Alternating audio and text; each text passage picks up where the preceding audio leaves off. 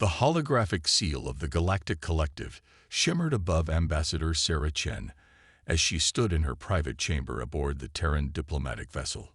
Her hands, steady despite the gravity of the moment, adjusted the ceremonial sash that marked her as Earth's representative. The rejection notice continued to pulse with its soft azure glow, almost mocking in its beauty. "Computer, replay the key points of the rejection," she commanded, her voice carrying none of the fury she felt burning inside. "Petition for Earth's admission to the Galactic Collective. Denied. Primary reasons cited: technological immaturity, cultural instability, and potential for disruption of established galactic order," the AI recited clinically. Sarah's lips curved into what her staff had nicknamed her Predator's smile. After 15 years of preparation, countless diplomatic missions, and humanity's most impressive technological achievements, the collective had still dismissed them as primitives. But they'd made 3 critical mistakes. First, they'd delivered their rejection through quantum channels they believed unbreakable. Second, they'd copied every major trading house and cultural authority on the rejection, exposing their entire communication network. And third, most importantly, they'd forgotten that humans had survived and thrived for millennia by turning rejection into opportunity. "Connect me to Director Walsh," Sarah ordered. The quantum-encrypted channel opened instantly, revealing a woman whose silver hair and sharp eyes spoke of decades commanding Earth's Strategic Operations Division. "They took the bait," Sarah reported simply. Director Walsh's expression remained neutral, but her eyes sparkled with anticipation. "All channels exposed. Every single one. Their arrogance made them sloppy. They broadcast the rejection across their entire network, just as we predicted. Then we proceed with Operation Pandora," Walsh confirmed. "I trust you've secured your position." Sarah glanced at the quantum reader disguised as an ornamental pin on her sash. It had been collecting network signatures since the moment she'd stepped into the collective space. 712 access points mapped. "Their security is exactly as rigid and predictable as our analysts suggested." "Excellent. Initiating Phase 1. Walsh's image flickered as she accessed additional secure channels. "Commander Rivera's team is in position throughout the collective's trading hubs. Dr. Patel's cultural insertion units are ready." And a new alert flashed across Sarah's display. The collective was calling an emergency session, demanding her presence to formally acknowledge Earth's rejection and accept the terms of limited interaction they were graciously offering. "Perfect timing," Sarah noted. "They're calling me in for the final act." "Remember," Walsh cautioned, "we need them completely focused on you. The more they congratulate themselves on putting humanity in its place, the less they'll notice what we're really doing." Sarah finished. She checked her quantum reader one last time. The signal was clear, strong, and completely invisible to collective security. Time to show them why Sun Tzu is still required reading on Earth. The connection closed, and Sarah allowed herself one moment to appreciate the irony. The collective prided itself on being post-conflict, on having evolved beyond the need for strategic thinking. They'd grown so accustomed to their technological superiority that they'd forgotten a fundamental truth. The most dangerous opponent isn't the one with the biggest weapons, but the one with nothing left to lose. As she walked toward the collective's assembly chamber, Sarah's mind drifted to the thousands of humans now moving into position throughout collective space. Quantum experts who'd spent years studying alien encryption. Economic specialists who'd mapped every flaw in the collective's trading systems. Cultural analysts who'd identified the fracture points in their supposedly perfect society. The massive doors of the assembly chamber loomed before her, their crystalline surface refracting light in complex patterns. Sarah straightened her sash, checked that her quantum reader was still transmitting, and allowed herself a genuine smile. The collective was about to learn that humanity's greatest strength wasn't in its weapons or technology, but in its ability to turn an opponent's strength into a weakness. "Ambassador Chen," the door's AI announced, "the collective awaits." Sarah stepped forward, her predator's smile firmly in place. Behind her, Invisible to the collective's vaunted security systems, Operation Pandora began. Earth's response to rejection wouldn't be with warships or weapons, but with something far more devastating: the chaos that comes when the perfect system meets the perfect virus. The first domino was about to fall, and the collective didn't even know they were playing the game. Deep within the quantum labs of Luna Base, Dr. Kai John watched streams of alien code cascade across his holographic displays. To untrained eyes, the patterns would appear random, beautiful, perhaps, but meaningless. To Kai, they were the first raindrops of a coming storm. Sigma Team reports quantum signature harvesting at 82% completion, his AI assistant announced. No anomaly detection from collective systems. Kai allowed himself a small nod of satisfaction.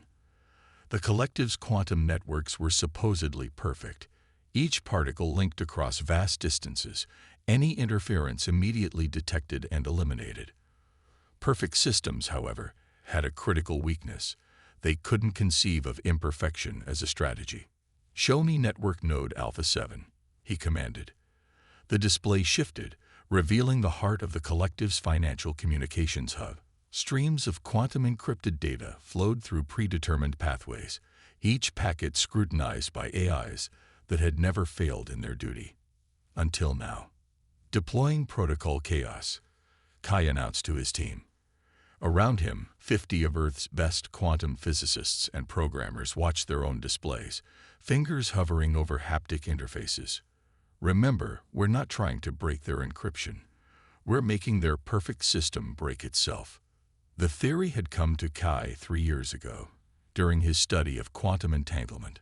The collective's networks relied on perfectly entangled particles, their states synchronized across light years. But quantum mechanics had another principle they'd overlooked: the observer effect. The act of measuring a quantum state changes it, initiating observation cascade. Dr. Maya Rodriguez announced from her station. Her specialty was quantum uncertainty, the art of making the predictable unpredictable. First wave of quantum observers deploying. Now, across collective space, microscopic devices planted by Earth's diplomatic court activated. They didn't attempt to decode or interrupt the quantum transmissions. They simply watched, their very presence introducing minute uncertainties into the perfect system. Collective eye responses are exactly as modeled, reported Dr. James Chen, head of behavioral analysis. They're increasing power to the quantum repeaters, trying to strengthen the signal. Kai smiled.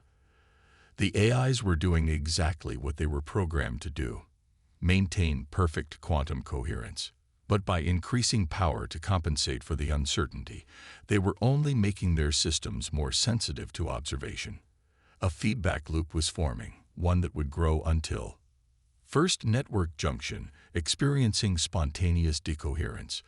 Maya announced, excitement creeping into her professional tone.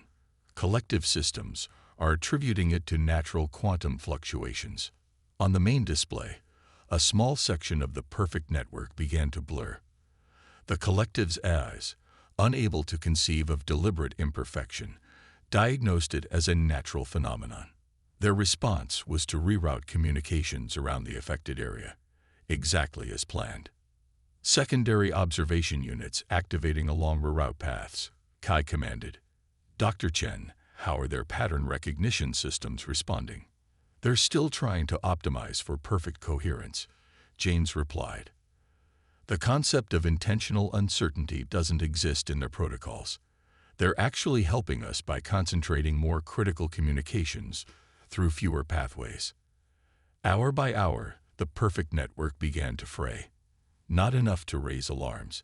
The collective's AIs reported only minor inefficiencies, well within normal parameters.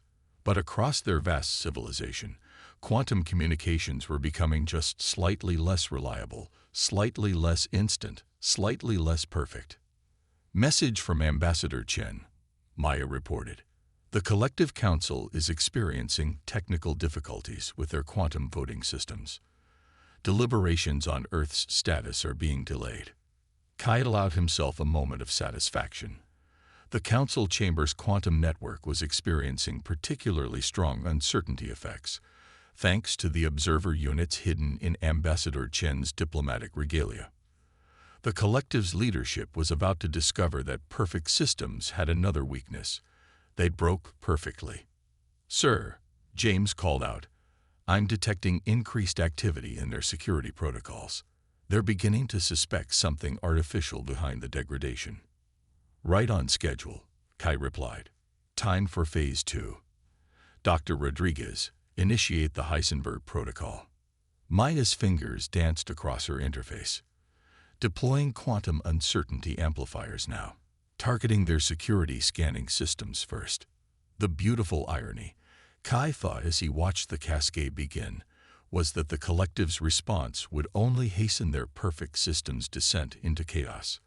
The harder their AIs worked to restore quantum coherence, the more uncertainty they would introduce. "Sir," his AI assistant interrupted, "Director Walsh is requesting a status update." Kai studied the main display, watching as more perfect networks began to blur and fade. "Tell her the weather forecast remains unchanged. A quantum storm is coming to collective space, and their perfect umbrella is about to meet uncertainty's reign." Behind him, the quantum cascade continued, each drop of uncertainty feeding the storm that would wash away the collective's technological superiority. They had rejected Earth for being imperfect, chaotic, unpredictable. Now they would learn why those qualities were not weaknesses, but humanity's greatest weapons. Lyra Kane stood before the curved window of her office in Singapore's underground financial complex, watching holographic market data stream across the smart glass. To the collective's trading AIs, the patterns would appear normal, the expected fluctuations of a galactic economy. But Lyra saw what they couldn't: the subtle signs of an approaching financial tsunami. "Project Midas status report," she commanded softly. The room's AI responded by filling the air with floating data points, each representing a piece of Earth's most ambitious economic warfare campaign. "Phase 1 complete," the AI reported. 5,000 shell corporations successfully integrated into collective trading networks. Artificial transaction volume holding at 0.02% of total market activity, below detection thresholds. Lyra's fingers traced patterns in the air, manipulating the holographic data. The collective prided itself on having created the perfect economic system, one free from the chaos and irrationality that had plagued human markets. Their trading was handled entirely by AIs, programmed to maintain stability and predictable growth. "Begin Phase 2, she ordered. "Initiate the Keynes Protocol." Across 40 star systems, the carefully planted shell corporations began to move, not with large, obvious transactions that would trigger alerts, but with thousands of tiny, seemingly irrational trades. Buy high, sell low. Invest in failing ventures. Dump profitable stocks. Each transaction too small to notice, but together forming a pattern that would drive the collective's trading AIs mad. "Ma'am," her human assistant Thomas interrupted, "Director Walsh is on quantum secure line. Put her through." Lyra didn't take her eyes off the market data. "Director, we're proceeding as planned. The quantum team has created our window." Walsh's voice came through clearly. "Their networks are degrading exactly as predicted. How long until the economic effects become visible?" Lyra smiled as another set of indicators turned yellow. Their trading AIs are already struggling to maintain market stability. They've detected the pattern of irrational trades, but their programming won't let them believe it's deliberate. After all, who would intentionally lose money? "The beauty of fighting a perfect system," Walsh commented. "They can't conceive of imperfection as a strategy." A new alert flashed across Lyra's display. One of the major collective trading hubs was showing signs of stress. Their AIs were increasing their activity, trying to counter the growing instability with larger stabilizing trades. "They're taking the bait," Lyra reported. "Hub 7's AIs are committing more resources to market stabilization. Time to show them why humans still use human traders." She gestured to her team, spread out across the complex's trading floor. Each was a specialist in market psychology, chosen not for their ability to make money, but for their understanding of how markets could be made to fail. "Execute Operation Tulip," she commanded. The name was a nod to history's first recorded market bubble, the Dutch tulip mania of the 1630s. Because if humanity had learned anything from centuries of financial crisis, it was that markets were driven not by logic, but by psychology. Across collective space, the shell corporations shifted strategy. Instead of random trades, they began creating subtle patterns, the kind that would trigger the trading eye's pattern recognition algorithms. Buy signals in certain sectors, sell pressures in others, each movement designed to make the AIs think they were detecting emerging market trends. "First domino is falling," Thomas announced. Hub 7's AIs are adjusting their trading strategies to match the patterns they think they've identified. Lyra watched as the artificial patterns began to influence real trading.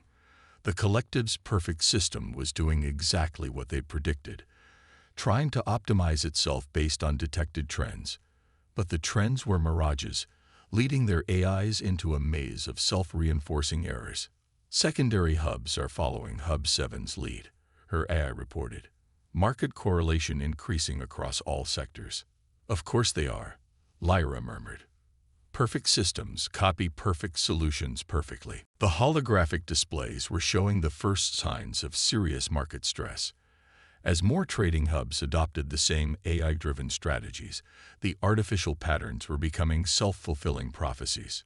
Prices were moving not based on real value, but on what the AIs predicted other AIs would do. "Director," Lyra reported, "we're approaching critical mass. The collective's entire trading network is about to learn why humans never fully automated our markets." "Casualties," Walsh asked, ever mindful of collateral damage. "Minimal. We're targeting their major financial institutions, the ones that pushed hardest for Earth's rejection. The smaller traders, the ones who opposed the decision, have been quietly warned to reduce their exposure." A sudden spike in market activity drew her attention. Hub 7's AIs had detected a potential systemic risk and were initiating emergency protocols, exactly as planned. Their response would force other hubs to react, creating a cascade of automated trading that would tear through the perfect system like a hurricane through a house of cards. "It's starting," Lyra announced, watching as the first real panic began to spread through collective markets. "Their perfect economy is about to meet something it's never encountered before." "And what's that?" Walsh asked, though she already knew the answer. "Human chaos, Director. Pure, purposeful, perfectly planned chaos." The displays erupted with warning signals as markets across the galaxy began to move in ways the collective's AIs had deemed impossible. Their perfect system was about to learn an ancient human truth. The market's greatest crashes didn't come from failure, but from the pursuit of perfection itself. Professor Elena Torres watched the forbidden broadcast spread across the collective's cultural networks like wildfire. From her position at the Earth Cultural Institute's underground facility in Barcelona, she could track the viral spread of what the collective's censors had dubbed dangerous human mimetic content. "Latest numbers coming in," her assistant Marcus reported, excitement barely contained. "Over 2 billion young collective citizens accessed the Library of Alexandria protocol in the last cycle. Their cultural firewalls can't adapt fast enough." Elena smiled, remembering the moment she'd first proposed this strategy to Director Walsh. "The collective thinks art is just entertainment," she'd said. "They don't understand it's also a weapon of revolution." The main display showed countless points of light across a galactic map, each representing the successful cultural infiltration. Music, literature, art, philosophy. Humanity's greatest works were breaching the collective's careful barriers, not through force, but through desire. "Show me the Nexus District," Elena commanded. The display zoomed in on a major cultural hub where the youngest collective species gathered. The data streams there were practically incandescent with activity. "They're particularly drawn to Earth's classical music," Marcus noted. "The combination of mathematical precision and emotional expression is overwhelming their cultural paradigms." On a secondary screen, Alina watched footage smuggled out by their agents. Young aliens gathered in secret spaces, experiencing Mozart and Bach, Hendrix and Armstrong, their bodies moving to rhythms their society had never allowed. Some were even attempting to create their own art, breaking generations of rigid cultural programming. Launch Phase 4, Alina ordered. Release the philosophers. Around the room, her team of cultural warfare specialists began uploading carefully curated collections of human philosophical works. Plato's Cave, Zen koans, existentialist manifestos, ideas that question the nature of reality, authority, and perfection itself. The collective's cultural authorities are trying to classify it as a mimetic virus, her AI reported. They're claiming human ideas are inherently dangerous to proper social order. Of course they are. Alina smiled. Because we're not just sharing art. We're sharing doubt. And doubt is the one thing their perfect system can't handle. A priority alert flashed across her screen. The footage made her lean forward in surprise and delight. In one of the collective's most prestigious learning centers, young aliens were staging their first protest.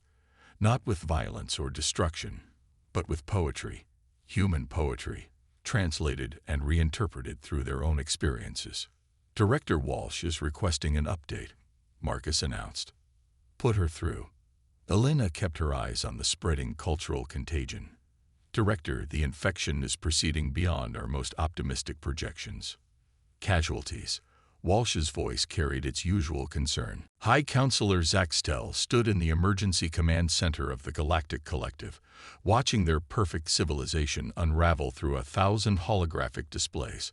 Around him, the finest minds of 100 species worked frantically to contain what they had finally recognized as a coordinated attack, the one unlike anything in their historical records. Quantum network integrity at 47% and falling. An AI reported. Economic systems experiencing cascading failures. Cultural compliance metrics, impossible to calculate due to widespread deviation from established norms. Ambassador Sarah Chen walked calmly into the chaos, her diplomatic credentials still valid despite the crisis. The guards didn't stop her. They were too busy trying to maintain order as reports flooded in from across collective space. You did this, Zaxtel stated. Not an accusation, but a revelation. No, Counselor. Sarah replied, her voice carrying easily across the command center. You did this. We simply showed your perfect system its own reflection. Around them, the evidence of humanity's response to rejection played out on every screen. Trading hubs were shutting down as AIs chased phantom patterns. Quantum communications networks were dissolving into uncertainty. And through it all, the sound of alien youth singing Earth songs echoed from 1,000 worlds. Director Walsh sends her regards. Sarah continued, pulling up a holographic display of her own. She thought you might be interested in seeing the complete Operation Pandora overview. A courtesy, you understand, now that it's too late to stop. The command center fell silent as the display revealed the full scope of humanity's retaliation. The quantum infiltration, the economic warfare, the cultural revolution, all carefully orchestrated, each element strengthening the others. Impossible, one of the senior analysts whispered. The resources required, the coordination, the sheer complexity of the attack. That's exactly why it worked, Sarah explained. You built your civilization on the pursuit of perfection. Every system optimized, every response predictable, every outcome calculated. But you forgot something fundamental about the universe. And what is that? Zaxtel asked, genuine curiosity breaking through his diplomatic reserve. Chaos isn't just inevitable, it's necessary. Humanity learned that lesson through millennia of trial and error. Our markets work because they can fail. Our art moves people because it's imperfect. Our science advances because we embrace uncertainty. New alerts flashed across the command center's displays. The younger collective species were formally petitioning for cultural autonomy. Trading guilds were demanding reforms to allow for human-style market dynamics. Research institutes were requesting permission to study Earth's quantum uncertainty principles. We could have helped you, Sarah continued, her voice gentle now. We could have shown you why perfection is the enemy of progress. Instead, you chose to reject us, to quarantine us, to treat us as a threat to your perfect order. And now, Zaxtel's secondary arms moved in what Sarah had learned was a gesture of resignation. Now you have a choice. The old guard in your council will demand retaliation, of course. They'll want to prove that their perfect system can still impose perfect order. She gestured at the displays, where the signs of change were multiplying. But look around you. Your younger generations have tasted creativity. Your economists have seen the power of controlled chaos. Your scientists are beginning to understand why quantum uncertainty isn't a flaw to be eliminated, but a fundamental truth to be embraced. A priority message flashed across all screens. The collective's youth assembly, a traditionally ceremonial body, was calling for an immediate vote of no confidence in the current council leadership. Director Walsh asked me to convey an offer, Sarah said, watching as Zaxtel absorbed the magnitude of what was happening. Earth is willing to help you manage this transition, to show you how to build systems that bend instead of break, that grow stronger through imperfection, that find beauty in uncertainty. And in return, Sarah smiled, not her diplomatic smile, but a real one. In return, you acknowledge that humanity's place in the galaxy isn't as a primitive species to be quarantined, but as teachers of a lesson your perfect civilization forgot. The most powerful force in the universe isn't order. It's chaos. Zaxtel finished, understanding finally dawning in his compound eyes. Controlled, directed, purposeful chaos. Around them, the command center continued to track the revolution spreading across collective space. But it was no longer just humanity's revolution. They had simply provided the spark. The young, the curious, the dreamers of 1,000 species were creating something new from the ashes of perfection. I will need to consult with the council, Zaxtel said finally. Of course, Sarah replied. Though I suspect you'll find them more open to new ideas than before. It's remarkable how a little chaos can change one's perspective. As she turned to leave, Sarah allowed herself a moment of pride. Earth had proven its worth not through war or violence, but by showing the galaxy a fundamental truth. In a universe governed by entropy, the only perfect system is one that knows how to dance with chaos itself. Behind her, the sound of alien youth singing human songs echoed through the perfect halls of the collective's central command, a symphony of beautiful imperfection that would reshape galactic civilization forever.